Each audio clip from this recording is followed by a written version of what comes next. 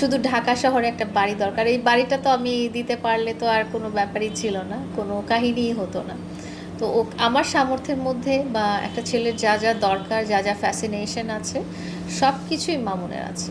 এখন এখন মামুন যদি বলে যে এই বাড়িটা নিলে ওর রাগ কমে যাবে, তাহলে তো ডেফিনেটলি আমি ওকে দিয়ে দিব। এটার ব্যাপারে তো কোনো কোয়েশ্চেনই নাই। ও যদি মনে করে যে আমরা যে বাড়িটাতে ছিলাম এত বছর, এটা যদি আলাদা করে ওকে লিখে দিতে হয়, তাতে সে হ্যাপি হবে, তার হ্যাপিনেসের জন্য তো এতটুকু করাই যেতে পারে, এটা তো কোনো ব্যাপারই। আমি সবসময় মামুনকে আমার লাইফ পার্টনার আর সোলমেট বলে আসছি। তো স্বামী স্ত্রী কথাটা যতটা প্রেসাইজ, তার চেয়ে বেশি প্রেসাইজ হচ্ছে সোলমেট বা লাইফ পার্টনার। তো আমি ডাইরেক্টলি ইনডাইরেক্টলি আমি বলতে চাচ্ছি যে আমরা সোলমেট ছিলাম অলওয়েজ, লাইফ পার্টনার ছিলাম অলওয়েজ। কি কৌশল করেছিলাম, কি কৌশল অবলম্বন করেছিলাম বলেন? এই বিষয়ে তো আমি কিছু বলতেই চাই না, কারণ এটা খুবই নর্মাল যে আপনি আপনার সাথে যিনি থাকবেন, সোলমেট বা লাইফ পার্টনার যে থাকবেন, তাকে আপনি আপনার যতটুকু সামর্থ্য যা যা দেওয়ার তাই দিবেন। তো এখানে আমি আলাদা করে কখনো চিন্তা করিনি যে আমি ওকে এটা দিয়েছি, ওটা দিয়েছি, সেটা দিয়েছি। ওর যা যা প্রাপ্য, ওর যা চাহিদা, আমার যা সামর্থ্য, আমি সবসময়ই সবটুকু দিতে প্রস্তুত, আমি সবসময়ই দিতে চাই।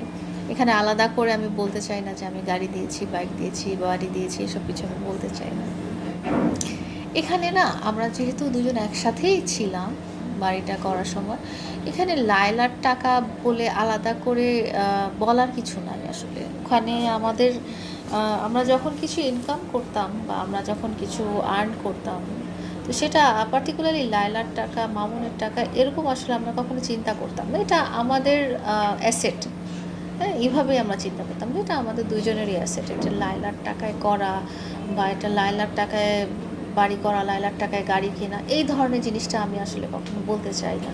এরকম আসলে কিছু হতেই পারে না, কারণ আমরা তো তখন একসাথেই ছিলাম, আমরা তো সোলমেট। তো ডেফিনেটলি দুজন মিলেই তো সব কিছু করার কথা।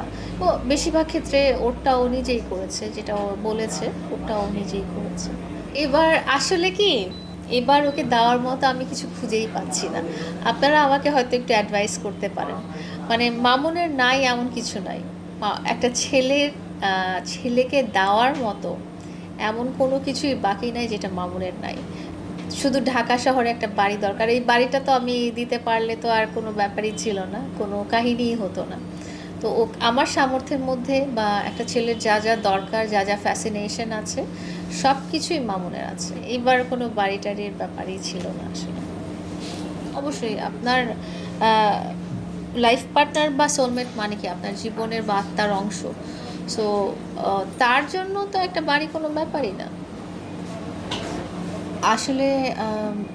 এটা শুধু এখন থেকেই না, অনেক ছোটোবেলা থেকেই মামুন তার পরিবারটা চালাচ্ছে, এবং পরিবারের প্রতিটা মানুষের প্রতিটা নিডস, প্রত্যেকটা চাহিদা বা প্রত্যেকটা আশা আকাঙ্ক্ষা স্বপ্ন মামুন পূরণ করছে।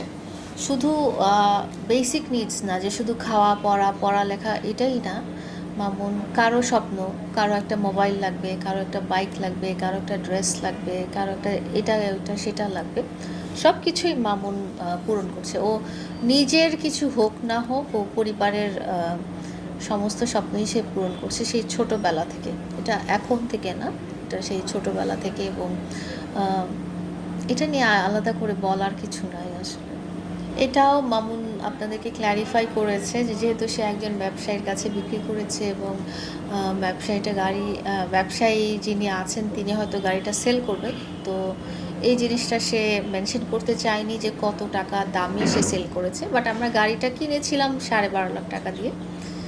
আর এই তো, না মামুন খোলাসা করেছে আপনাদের আরেকটা ভাইয়ার ইন্টারভিউতে। মামুন বলেছিল যে যেহেতু একটা ব্যবসায়িক পারপাসে গাড়িটা সেল করা হয়েছে, মানে যার কাছে সেল করা হয়েছে উনিও সেল করবেন।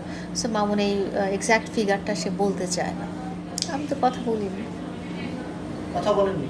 না, আমি তো কমপ্লেন করি নাই, আমি সিচুয়েশনটা বোঝানোর জন্য হয়তো টপিকটা তুলেছিলাম যে এক্স্যাক্টলি কী হয়েছিল। এটাও বিক্রি করতেই পারে, এটা তো কোনো ব্যাপার না। আর আমি তো ছিলাম বিক্রি করার সময়। আর আমি তো জানি যে টাকাটা ওর অ্যাকাউন্টে গেছে, তো এটা নিয়ে আসলে আমার কোনো কমপ্লেন বা কোনো অভিযোগ অনুযোগ কিছুই নাই। আমি জাস্ট অবস্থানটা মানে তখন কি সিচুয়েশনে আমি যাচ্ছিলাম সেটা হয়তো বোঝানোর জন্য আমি বলেছিলাম।